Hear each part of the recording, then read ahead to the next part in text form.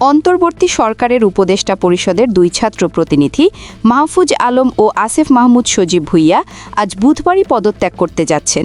সরকারের দায়িত্বশীল একাধিক সূত্র বিষয়টি নিশ্চিত করেছে, যদিও আনুষ্ঠানিকভাবে কেউ নাম প্রকাশ করতে মন্তব্য করতে চাননি।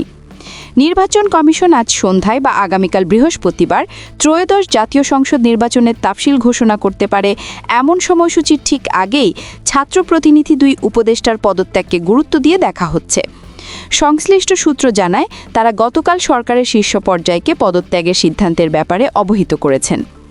এদিকে স্থানীয় সরকার উপদেষ্টা আসিফ মাহমুদ বুধবার বিকেল ৩টায় সচিবালয়ে সংবাদ সম্মেলন ডাকেন। মন্ত্রণালয়ের জনসংযোগ দপ্তর থেকে জানানো হয়, তিনি সমসাময়িক বিষয়ে বক্তব্য দেবেন। তবে উপদেষ্টার ঘনিষ্ঠ সূত্র জানিয়েছে, তিনি হয়তো সংবাদ সম্মেলনেই পদত্যাগের ঘোষণা দিতে পারেন।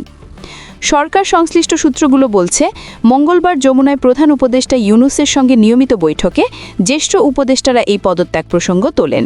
তখনই পরিষ্কার হয়, দুই ছাত্র প্রতিনিধি বুধবারই দায়িত্ব ছাড়ছেন। আগেও তাদের পদত্যাগের বিষয়ে সরকারের উচ্চ পর্যায় থেকে পরামর্শ দেওয়া হয়েছিল। সেপ্টেম্বরের মাঝামাঝি প্রথমবার পরামর্শ দেওয়া হলেও তারা সময় চান।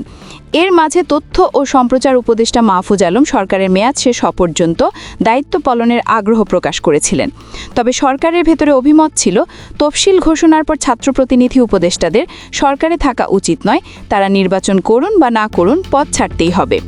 অবশেষে সেই নির্দেশনা অনুযায়ী তফসিল ঘোষণার ঠিক আগে তাদের পদত্যাগের প্রক্রিয়া শুরু হয়েছে।